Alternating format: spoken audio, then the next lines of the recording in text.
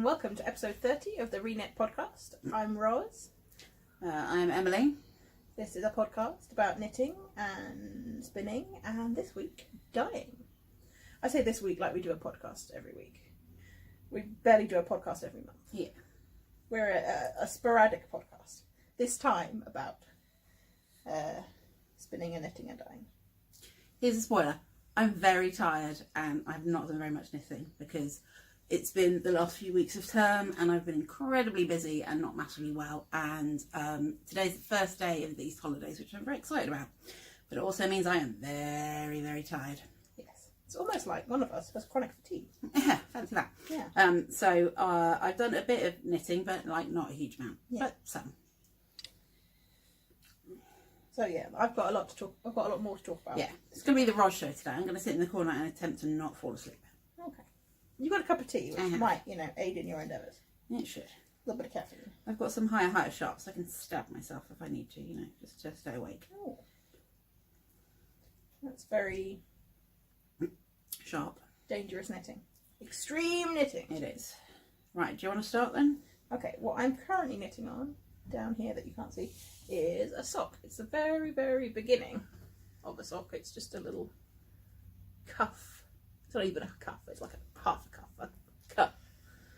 At the moment, it is knitted. I'm knitting it with West Yorkshire Spinners, and the yarn I'm using is this one. It's their signature 4-ply. This one is called Kingfisher. It's part of their birds type of sock yarn, and I've also used a little bit of the orange at the top, which is called turmeric, which goes with turmeric. Turmeric. Yeah. Turmeric. It's got an R in it. Turmeric. Turmeric is something you get. No, I don't think that's a word. No. I think you made that up. Okay. I can't pronounce turmeric. Turmeric. Spicy one.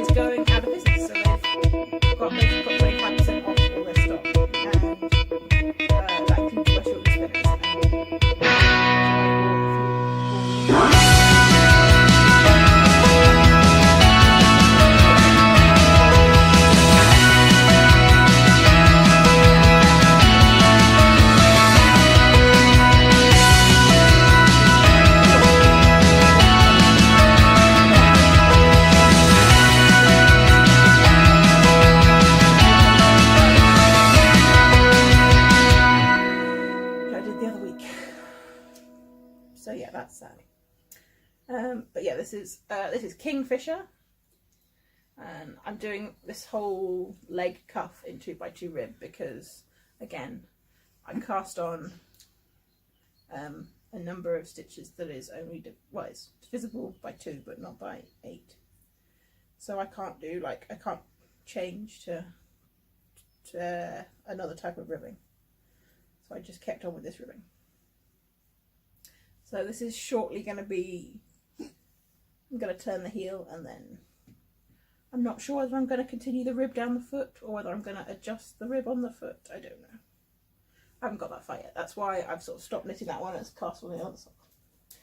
Right, so yeah, those are the socks that I'm knitting. Also knitting a little bit on my cardigan. I'm just going to unknit a couple of stitches for ease of showing it on the podcast. You've had to do some redoing. Yeah, this looks almost exactly where it was last time, but I've had to re-knit. This is the cardigan. I've done the body, the back and the two fronts, and I'm now knitting this sleeve, which instead of knitting it flat and then attaching it to the sleeve, well, to the sleeve hole, I picked up stitches around the hole and I'm knitting it magic loop in the round. These are little clippy stitch markers where I'm doing some decreases. So I'm kind of making up my own pattern for the sleeve in that I'm knitting it the other way around, but it's just in the round. At the moment it's plain, and then I'm going to put the patterned bit like there is on the bottom on the arm. But because my arm is a lot bigger than the arm in the pattern, and also because I don't like the way that the last time I did a cardigan, a jumper from an Amy, this is an Amy Herzog pattern by the way, from Knit to Flatter, but I did one from Knitwear Love, and it took me a few attempts to get the arm right, and I was kind of fudging it, so I thought I would try this technique of picking up the stitches and going round. You're supposed to knit it flat? Yeah, you're supposed to knit it flat and then cast off some and knit like a lump cap to just sort of fit in the hole. Yeah. So I picked up and did short rows, and now I'm knitting in the round. But yeah, I picked up way too many stitches. Even though I did the maths and was like, based on my gauge and like the circumference of my arm, I should pick up this many stitches. I picked up way more because it looked better to have picked up more stitches, but actually now that I've started knitting it, even though I picked up fewer stitches and there are occasional gaps, you can't really see because of the difference between row gauge and stitch gauge, I guess. So yeah, so I'm just sort of knitting around and around and sort of trying it on every 3 or 4 rounds and going, no, that's still not long enough. I'll carry on knitting, and then when I get almost long enough, I guess I'll put the mock cabley rib check thing on the bottom. I've still not decided whether I want to do like contrast colour, because I've got grey, and this is grey mist. This is Rowan felted tweed in grey mist, by the way. It's like we haven't podcasted in ages. I don't know what I'm doing. No. But I've got also a couple of balls of the blue which match the blue flecky bits. And I guess I'll see when I've knit, when I get to the bit where I would do the checky bit, whether I've got enough of the grey to finish it with it. Oh no, we didn't put the lights on. Sorry. I wouldn't put the lights on earlier because we weren't quite ready to record and I didn't want to waste the battery. And so we forgot. There we go. There we go, that's better. We're all lit up. So yeah. So this is going very slowly because I knit a couple of rounds and then I have to like pick it all up and put it on in front of a mirror. And, you know, look at my arm and look at the thing. And it's kind of boring. But I am making some rough notes of what I'm doing so that when I come to knit the second one, I should just go whoop, and, you know, because I'm assuming my arms are exactly the same. I've never measured round my right arm because I use my right hand to measure around my left arm, but I'm assuming they're the same. And I'm assuming if they're slightly different, that like the stretch of knitting will accommodate that without me having to like make any changes. I mean, if your arms are different sizes enough for you to have to knit 2 different sizes of sleeve, that's... I feel like someone would have noticed. I feel that would be noticeable, and also maybe a bit strange. Yeah. I don't know.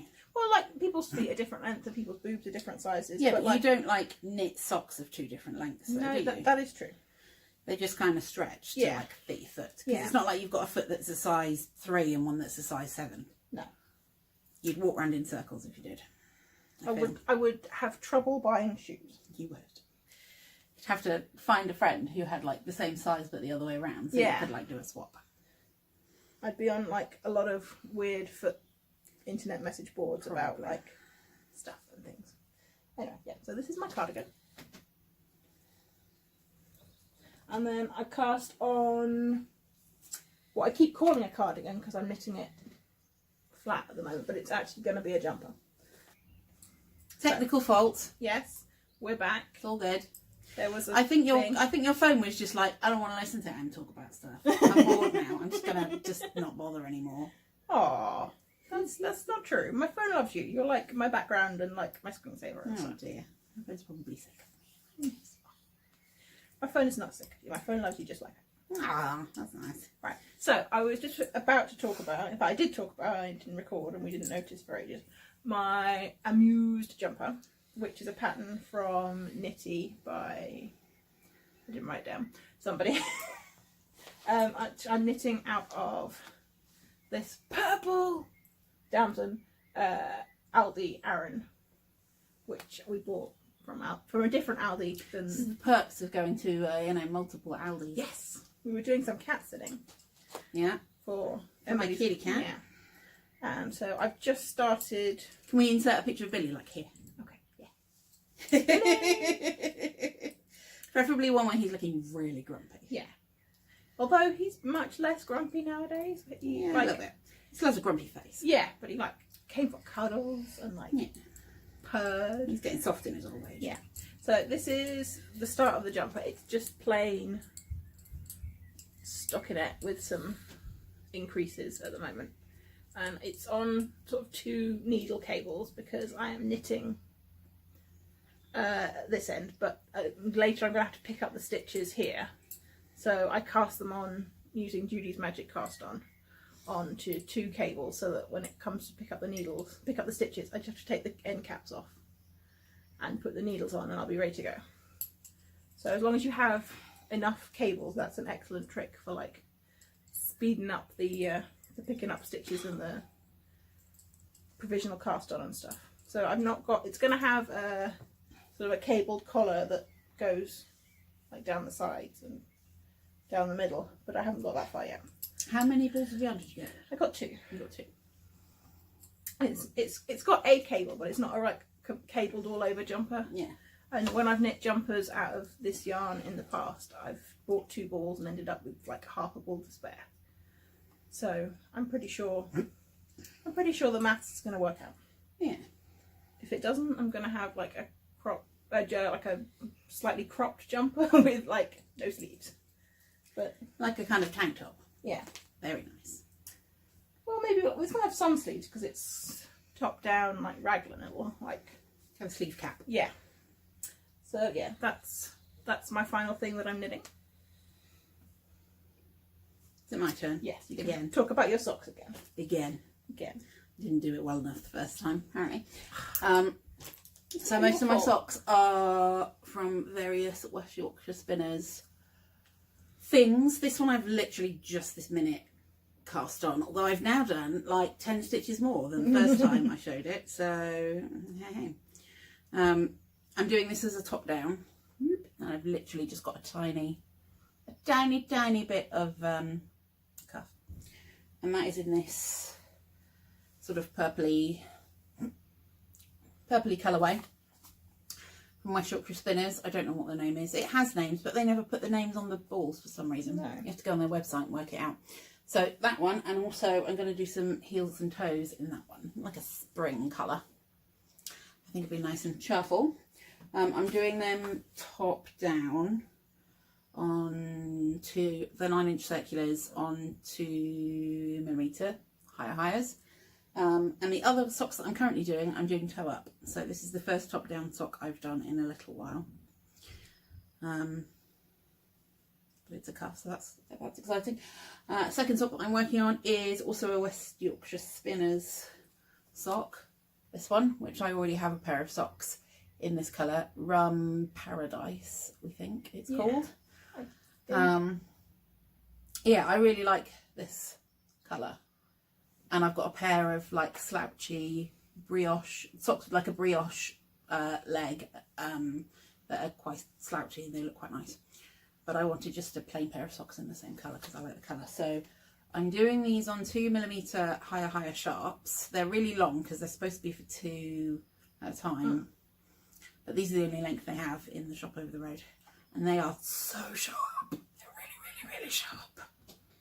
Yeah. Really sharp. I like poked my finger on them earlier and they are sharp. I don't want to poke my finger on them again. They are. They're like almost sewing needle sharp, I would say. I don't know why they're so sharp. I don't understand why people need knitting needles that are that sharp, but they are. So there's that. I'm hoping that they will blunt over time because I reckon that's what's happened to these ones. I'm sure these are higher sharps because I kept poking holes in my fingers with them. Yeah.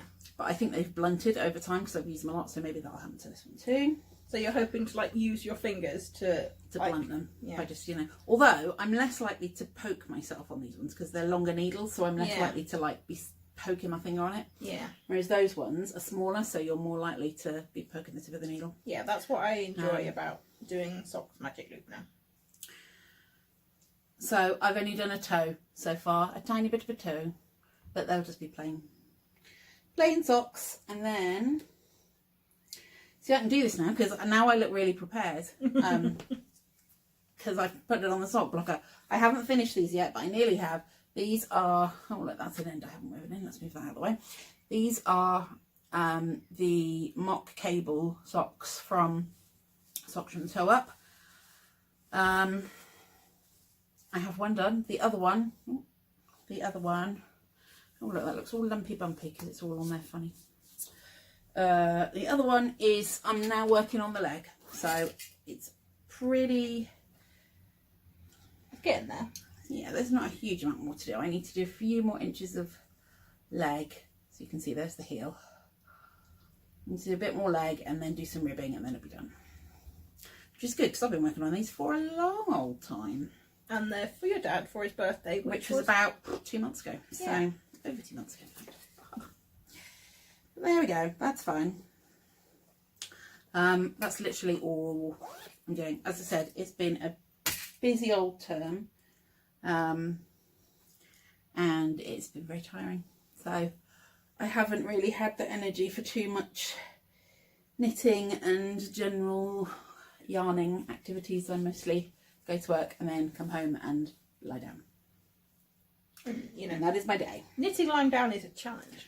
It is, and also it takes concentration. Even to do just like a sock takes a bit of concentration, and a lot of the time I'm like, nope, don't have the concentration to do it like right now.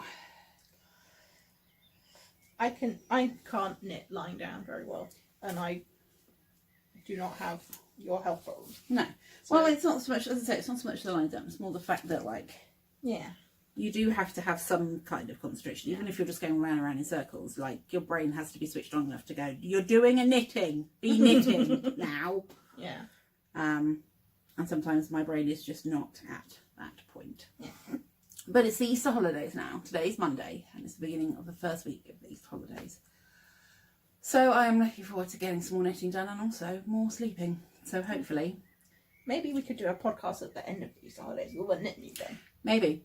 And also, it'll only be a week or two until the Fleece Festival in Cirencester. Because we're going to Cirencester for the weekend for a family thing, and then the next day is the Fleece Fair. Yeah, is that like 3 weeks on Monday? Something like that. It's on the first... Well, 3 weeks today because it's a Monday. First bank holiday... In May. In May, I'm not sure.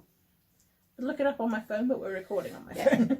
But we'll try and do some filming at the Fleece Fair, yeah, that would be cool. And we can either do a special episode or we can just like stick it into a regular episode or something. Yeah. Would be quite cool. Anyway, that is the extent of my knitting for now. Okay, I have, considering I've, got so much more energy and time than you, I've only finished one thing in the whole time. Yeah, but you've been doing other stuff. Yes. So, productivity. Yeah. I have finished my pair of, I'll show you the pair. These are West Yorkshire Spinners. These are Mojito, the stripy bit, and then the green toe and heel is the Christmas one, Chocolate Lime, which I bought for the Christmas socks. I've still got quite a bit of that ball. I'm going to get so many toes and heels out of that. I'm hoping that the Christmas colours continue to use the same red and green, because getting lots of use out of it. So these are slightly different looking socks. You can probably see like the heels, nothing like each other, because I knit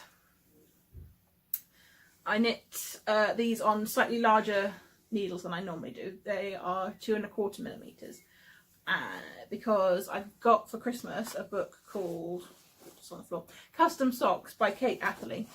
And it gives you instructions on how to knit socks for all different foot That's size. a slip stitch reel and that's not. Yeah, also that's a different shape to that. Okay.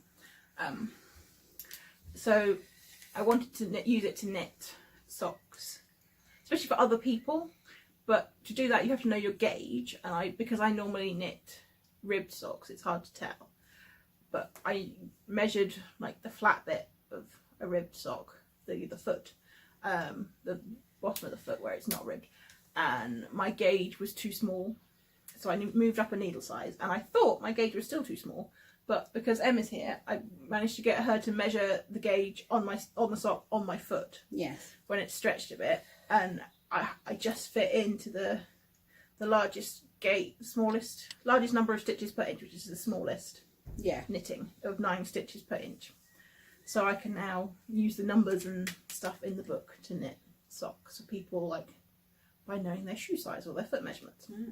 But this is the heel that is recommended in the book, and for a top-down sock, and it sort of gives a big pouchy bit here, so you don't need as long a heel flap, which means there aren't as many stitches to decrease here, which doesn't fit my foot as well as this kind. Also, you can't really see here, but the toes are slightly different. This toe goes, the decreases carry on right till you've got like, I think 8 stitches at the end, and then you thread the yarn through like a hat top and pull it closed. Whereas this one, I think I carried on to like 20 stitches on each side, and Kitchener stitched them together. Rosa's experimental socks. So so I definitely prefer my standard sort of slip stitch heel flap, and like the sort of, rather than the square heel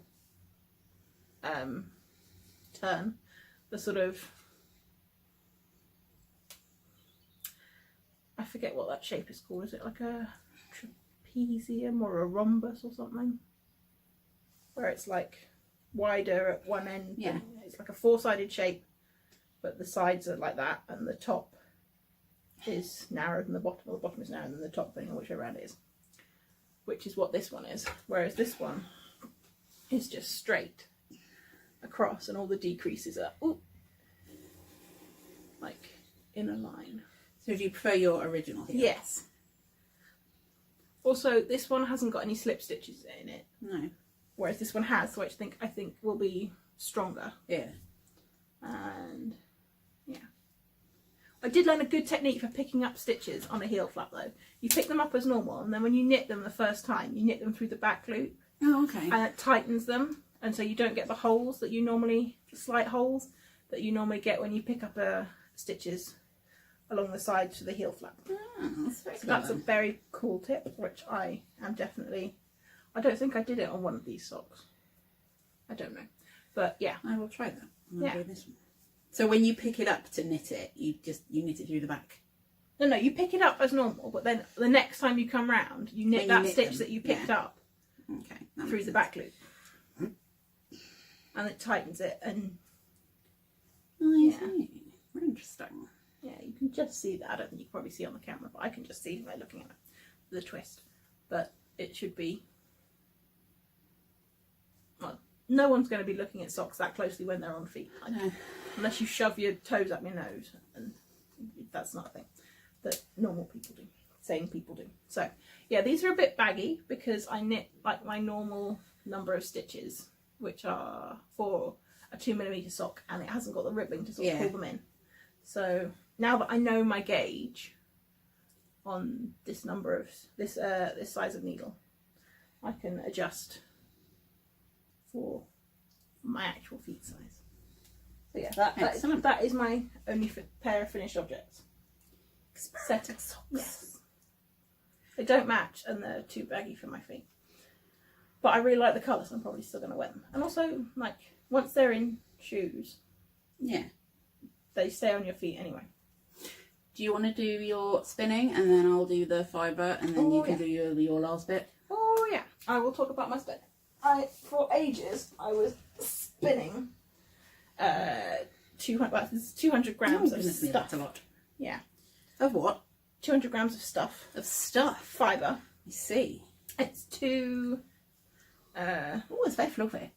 Braids of top combined together. This is the one that had leftovers, so I plied it back on itself. This is from Alterknit Universe, which is a shop in Cleve, and it's also an online shop. It's called Hulk B. I think it's BFL, nylon, and maybe Shetland. And then the other colour, which is the like sort of brownier, but also kind of rainbowy, which is is from Hilltop Cloud, and it's the Time Travellers Club fibre from some point last year. It was called South Africa, and that I think was merino and bamboo. It's still damp, so I spun both of the braids separately onto separate bobbins and then plied them together. And at the moment, it looks like I've got just over 920 meters. Wow. It's 200 grams though, so it's not as fine as I was thinking it was going to end up being, because I tried to spin it really thin. I tried to get like a lace weight, and it's more like a light fingering heavy lace weight than an actual. See, the yarn that you've made with that South Africa is not dissimilar to the yarn that I did with it as well, which is you plied it with a black. I plied, the colour's slightly different, but it's a very similar property yarn, I think. So yeah, it's still slightly damp, but I'm not entirely sure I'm going to knit with it now, because I don't know. It'd make a good shawl. Yeah, that's what I'm hoping to turn mine into. Yeah, I had a pattern in mind, but I don't think I've now got enough meters. So maybe I don't know. So yeah, that is my spinning.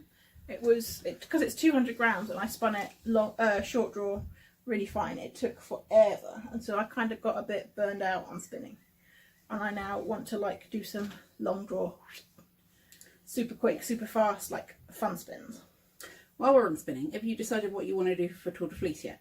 No. That's not till July. That's months away. I know. I'm just, okay.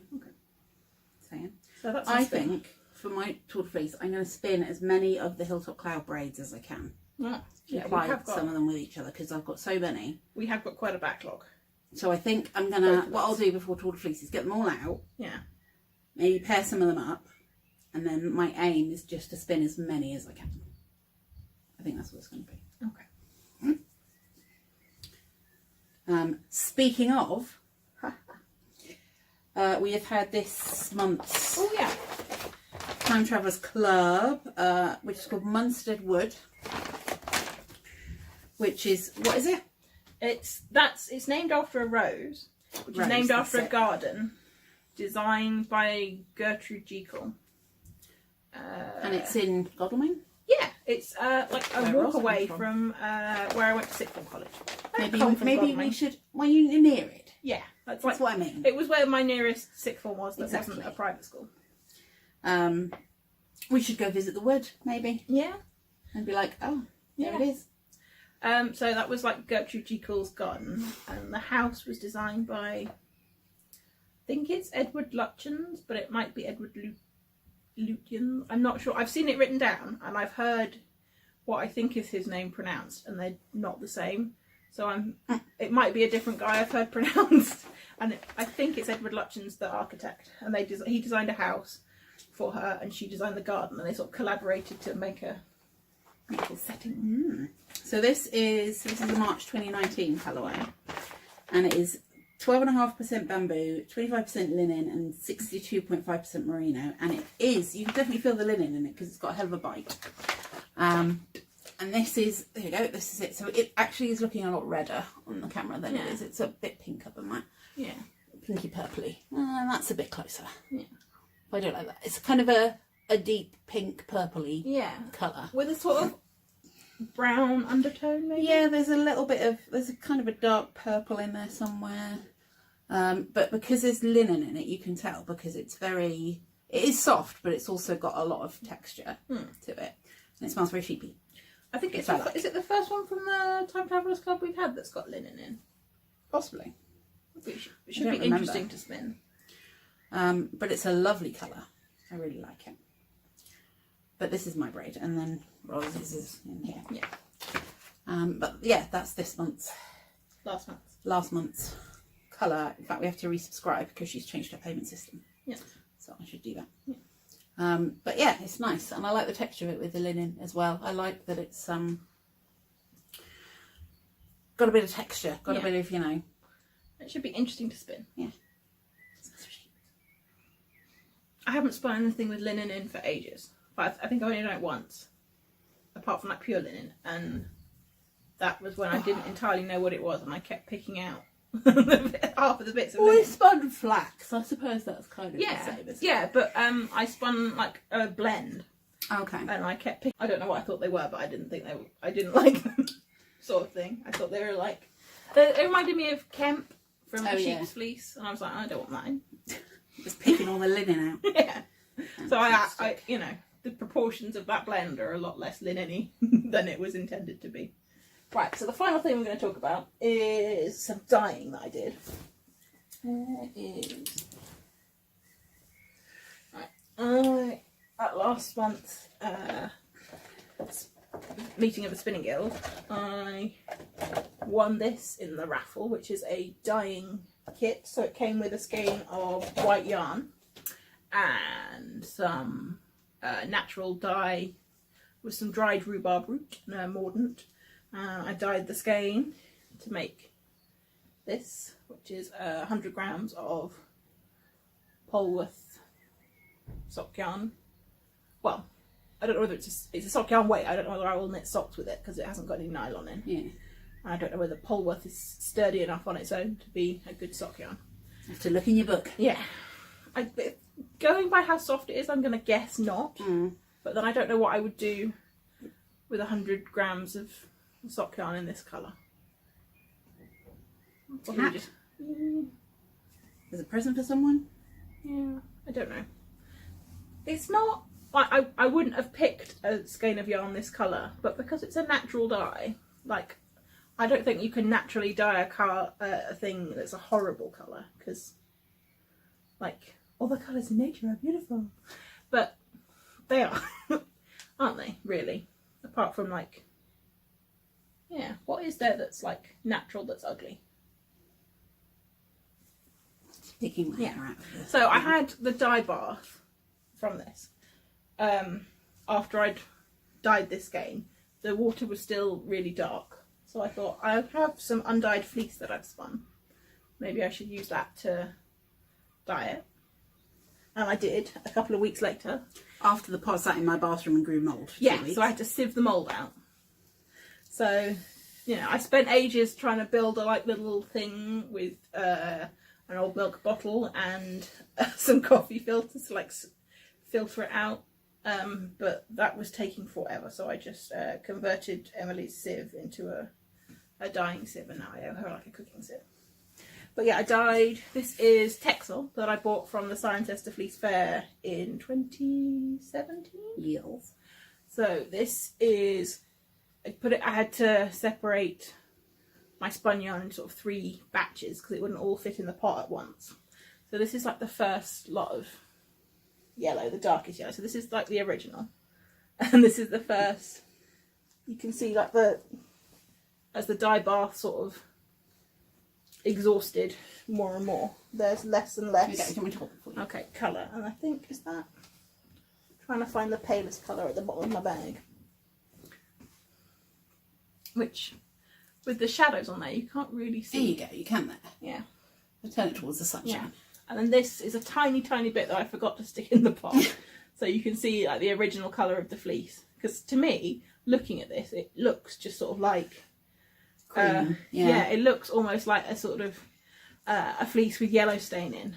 Yes, I think I've seen fleece of all three of those colours. Yeah. I don't think you've ever seen a fleece that yellow. Maybe not spun up that yellow. No. Like, before you card it and before you wash the lanolin out. And Are you covering up my face with the yarn? Okay. So, yeah, that's the colour it was originally. And they're all sort of dyed. So I think I'm going to... Thank you. I think I'm going to knit a Liesel cardigan, which is a pattern by Isolde Teague that I've knit before but have since frogged the resulting garments. Because which one was that? I don't think you've seen it because it was before I met you. Okay. The yarn I used sort of kept developing holes. Well, not holes, it kept breaking and giving the garment holes. So I'm going to start with like the dark yellow. And then sort of... How many skeins have you got? I've got a bag full. I didn't count, and also they're not all the same size. But it's a pattern that doesn't, because it's knit on really big needles. Yeah. And it's a lace pattern. Oh, that's good. I think it should not take up very many. I think I should have enough. Yeah. And also the sleeves. If I knit sleeves, I'm going to have to knit them at the same time to maintain the striping. True. So I'll start knitting it with sleeves, and if it ends up that it's not going to be long enough with sleeves, I can always rip back to the start of the sleeves and start again. Because it's only about 400 or 500 metres of yarn that you need, so it shouldn't be too much knitting. I think it uses 7mm needles, and this is the sort it uses like an Aran to a chunky, and that's what this hand spun is roughly on average. There are some bits that are quite thin, but they're also... It's alright, it'll even out. Yeah. Block it out, it'll be fine. It's hand spun, it's not going to be like completely consistent. Also, it's long drawn hand spun, which is even less consistent. For me anyway, because I'm not as practiced now. So yeah, that is my dyeing. Is that it? Yeah. Are we done? I think so. Marvellous. Woohoo. Well, we will try and podcast again as long as you don't actually do any knitting. Yeah. After the fleece fair or during the fleece fair, wherever. Yeah. After the fleece fair, including stuff we filmed live at the fleece fair. Yeah, probably. I'm planning to us. For the moment, excuse me, we're going to take our posting for the next few months down to once a month, just because of work and time and stuff. I'm hoping that once it's the summer, so once it gets to about June and we're doing things like Stash Dash and Tour de Fleece, there'll be more stuff we can talk about, and so we can podcast back to doing twice every 2 weeks, twice a month. And also, once it gets to summer holidays, I won't have to go to work, so I will be able to podcast more frequently over the summer when we're doing Tour de Fleece and all that sort of stuff. So I reckon probably for the next couple of months, we'll aim to do one a month. I mean, we may do more if we have the stuff and the way that we can. Well, the next couple of months is May and June, so and then it'll be July, and you'll be So well, we'll see. We'll see. But but this is the 4th podcast that we've done this year. Is it the 4th? I think it might only be the 3rd. And I think we've got 3 up this year. Okay. So this will be the 4th, which averages like one a month. Yeah. So if we just aim to do one a month, we'll hopefully disappoint people who are expecting the podcast every 2 weeks less.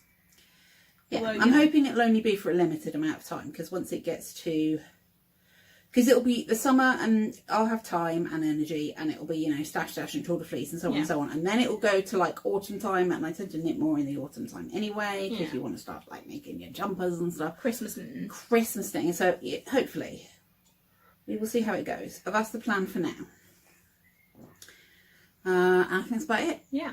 Fantastic. Thank you very much for watching. It's been a long podcast because we had all this stuff saved up. So many pairs of socks. Also, we had technical issues halfway through. Yeah. Oh, excuse me. Yeah, it feels even longer for us because we've said some of the stuff twice. We've had to do some of it twice. So, Thank you for watching. Yeah. We'll see you sometime in May, hopefully. Bye.